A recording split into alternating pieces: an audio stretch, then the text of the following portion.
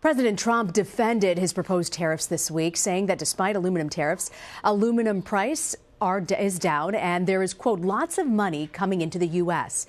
And he doubled down on his criticism of China, setting markets tumbling and the possibility of a trade war emerging. Yahoo financial columnist Rick Newman joins me now on set to discuss. Rick, how do you explain the big drop in the markets on Friday? The stock market had digested the idea that, okay, Trump said we're going to put new tariffs on $50 billion of Chinese imports. China said we're going to do the same thing to the same amount of U.S. imports. Stocks fell, then they stabilized, and markets sort of said, okay, I guess we can live with this if that's all there is. Then Trump upped the ante again. He said, you know what, I might actually put tariffs on an additional $100 billion of Chinese imports. That's getting serious. This is, I was calling this a trade spat when we were talking about 50 billion of theirs, 50 billion of ours. Let's just call it a day and leave it there. When you get up to 100 billion, you're getting to something that really does look like a trade war. And I think it's a very safe assumption that if Trump were to actually do that, now he's only said he might, he hasn't said he would, but if he did, China would do the same thing. China would retaliate proportionately, which is they would find a similar amount of U.S. products they could put tariffs on. So President Trump has argued that the United States is, quote, down $500 billion in its economic relationship. You don't agree with that? That's by one measure the deficit in goods between what they buy of ours and we buy of theirs. Mm-hmm. But that's not. I mean, we are buying goods from China, so we pay money and we get products. It's similar to when you go to a store. You pay money and you get a product. You don't feel like you've been ripped off. You feel like you gave them some dollars, they gave you something you wanted, and that's what commerce is. Mm-hmm. Would it be good if the United States sold more of products made here to China? Yes, that would probably be a good thing. But there's nothing that's inherently good or bad about whatever the number is, the deficit. I mean, this is just us buying and selling stuff on the world market. And Trump is wrong about the number, by the way. The actual trade deficit with China is around $330 billion. That 500 actually refers to something else. We hear the president label China's trade practice unfair. We heard Sarah Huckabee Sanders in the press briefing on Friday label it unfair as well. When he talks about it being unfair, what are his frustrations exactly, and are they legit? So there is a lot of evidence that he's actually right about this, that China does cheat on trade deals.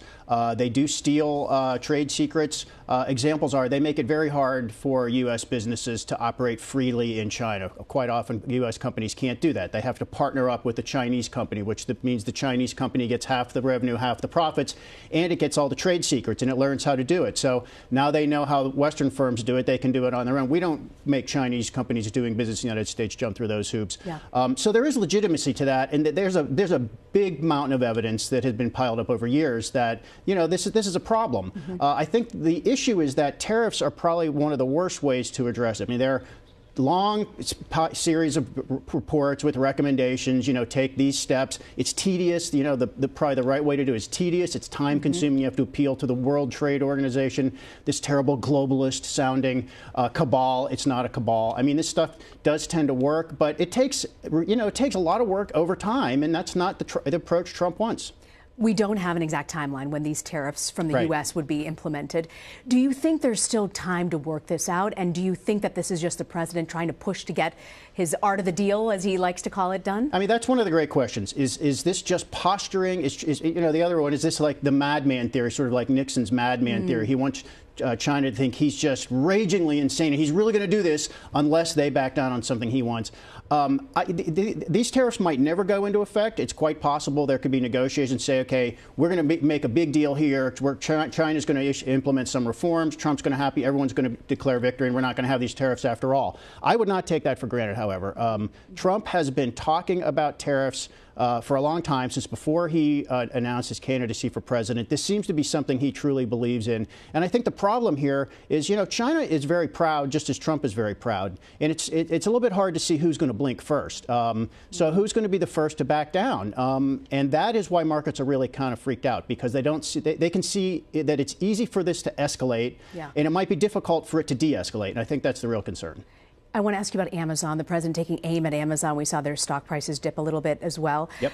What is behind this? He's particularly aiming his fire at the way these packages are delivered through the U.S. Post Office. We don't think there's any legitimate complaint about the way Amazon conducts its business. This seems to be really personal. He seems to just resent Jeff Bezos, who is the CEO of Amazon, who also owns the Washington Post, which we know is a frequent Trump critic. So Trump seems to have decided he's just going to try to find something about Amazon he can criticize. We've looked as closely at this as we can. Amazon is a terrific, innovative business. You can argue about whether its effect on small businesses. I mean, it's very challenging for small businesses. That's a fact. But it's also a great service for consumers, and this is a company that's created whole new industries. It is the job of the Postal Service to negotiate good rates with its customers. It's not Amazon's job to pay the Postal Service more than market rate. And remember, Amazon can also go to FedEx and UPS and other deliverers. But we think that this contract with the Postal Service is private, so we don't know the terms exactly. Yeah. But the Postal Service is required to make money on package delivery. It is not required to make money on mail, because the Postal Service is the only organization that delivers mail, but it is supposed to make money by law on package delivery. So we think that contract is it's probably true that Amazon is doing more for the Postal Service than vice versa. It's probably a really important revenue stream that offsets what it loses on mail delivery. So if I'm one of these companies and I'm a CEO of a company like Amazon, what's the takeaway when you're seeing the president aim his fire right at a company like Amazon? Yeah, CEOs, without a doubt, have learned to, number one, figure out, are they vulnerable in any way to something that might tick off the president? And if they are vulnerable, I mean, companies now have 24-hour Twitter watches. Somebody is watching Twitter all the time, or somebody gets an alert. And if your company gets named in a Trump tweet at 4:30 in the morning, that CEO better know about it at 4:32 in the morning. And then you have to figure out, what do you do about it? Quite often Trump will attack a business and then kind of move on and forget about it. He did that with the automakers early in his presidency. The automakers, they made a few announcements that sort of appeased the president, sort of did what he wanted. They didn't really change very much, but Trump tweeted, "Attaboy GM, attaboy Toyota, thank you," and he moved on. So I think that is the lesson they've learned in business is, number one, be aware. Are you potentially in the president's crosshairs? And if you are, react in an appropriate way and then just hope it goes away. You're right, the president shouldn't be targeting Amazon. He should be targeting Walmart. What do you mean? I don't think he should be targeting either Amazon or Walmart, but if he is really concerned about the effect of big companies on small business, Walmart is almost 3 times the size of Amazon still, believe it or not. It's the biggest retailer by far in the United States. And you could argue that the Walmart effect, when Walmart opens up a store, I mean, small businesses in that community just go out, they go bust by the dozens, because they just there's no way they can compete with Amazon's low prices. If that's what he really cared about, he'd be going after Walmart as well as Amazon, or perhaps Walmart. I think the whole point here is his interest is not in the business environment here. It's really about Jeff Bezos. And the CEO of Walmart doesn't own any news organizations that are critical of Trump. So I think Walmart's fine.